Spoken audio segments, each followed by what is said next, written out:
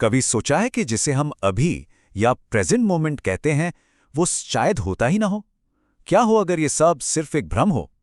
आज हम Andromeda paradox के जरिए समय और स्पेस के एक ऐसे ही हैरान कर देने वाले रहस्य से पर्दा उठाएंगे। हाँ, ये सुनने में थोड़ा अजीब लग सकता है, पर यह सच है। जब भी कोई रात में आसमान की तरफ देखता है तो असल में वो गुजरे हुए वक्त को देख रहा होता है। ये कोई साइंस फिक्शन नहीं, बल्कि हमारे यूनिवर्स का एक बेसिक सा नियम है जो सच्चाई को लेकर हमारी पूरी सोच को बदल सकता है। अच्छा, इस कमाल की बात को समझने के लिए चलिए अपने सबसे करीबी, सबसे बड़े पड़ोसी के पास चलते हैं, एंड्रोमेडा गैलेक्सी। यूं तो ये हमारे ठीक बगल में ही है, पर हम जल्दी देखेंगे कि ये बगल में होना भी कितना कंफ्यूजिंग हो सकता है। तो सवाल ये उठता है कि जब हम अपनी दूरबीन से एंड्रोमेडा को देखते हैं तो वो जो रोशनी हमारी आंखों तक पहुंच रही है, वो हमें असल में क्या कहानी सुना रही है? क्या वो उस गैलेक्सी की आज की तस्वीर है? इस पहेली का जवाब छिपा है यूनिवर्स की अल्टीमेट स्पीड लिमिट में, यानी प्रकाश की गति। लाइट यूनिवर्स की सबसे तेज चीज है, लेकिन फिर भी ये कहीं भी तुरंत नहीं पहुंचती। और बस यही एक छोटा सा फैक्ट सब कुछ बदल देता है। 25 लाख, ये सिर्फ एक नंबर नहीं है, ये हमारे और एंड्रोमेडा के बीच की दूरी है, लाइट ईयर्स में। ये दूरी इतनी ज्यादा है कि इस समय के बारे में हमारी समझ को पूरी तरह से हिलाकर रख देती है, और यहीं से हमारा पैराडॉक्स शुरू होता है। देखिए, ये समझना बहुत जरूरी है। एक लाइट ईयर कोई टाइम नहीं है, बल्कि वो दूरी है जो लाइट एक साल में ट्रैवल करती है। तो जब हम कहते हैं 25 लाख लाइट ईयर्स, तो हम एक बहुत ही ज्यादा बड़ी दूरी की बात कर रहे हैं। इसका सीधा सा मतलब ये हुआ कि जो रोशनी आज हम एंड्रोमेडा से आती हुई देख रहे हैं, उसने अपना सफ़र तब शुरू किया था जब धरती पर हमारे पूर्वज पत्थर के औजार बनाना सीख रहे थे।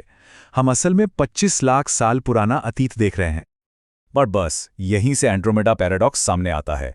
ये एक थॉट एक्सपेरिमेंट है जो हमें इस बात पर सोचने को मजबूर करता है कि जो हम देखते हैं और जो असल में है, उन दोनों के बीच क्या रिश्ता है।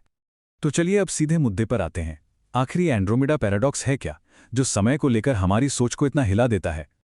अगर आसान शब्दों में कहूं तो ये पैराडॉक्स कहता है, अगर हम एंड्रोमेडा के अतीत को अभी देख रहे हैं तो फिर पूरे यूनिवर्स में हर किसी के लिए एक ही अभी कैसे हो सकता है? हमारा अभी और मान लीजिए एंड्रोमेडा में मौजूद किसी एलियन का अभी, ये दोनों पूरी तरह से अलग हो सकते हैं। अब देखिए, इस पैराडॉक्स को मान लेने का मतलब सिर्फ एस्ट्रोनॉमी का एक फैक्ट जानना नहीं है।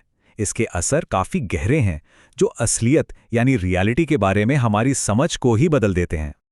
इसके 3 बड़े नतीजे हैं। पहला, ये आइंस्टाइन के आइडिया को और पक्का करता है कि समय सबके लिए एक जैसा नहीं है। ये आपकी स्पीड के हिसाब से धीमा हो सकता है, जिसे टाइम डायलेशन कहते हैं। दूसरा, ये बताता है कि हमारी आंखें यूनिवर्स को कभी भी लाइव नहीं देखती, हम हमेशा एक टेप डिले पर जी रहे हैं।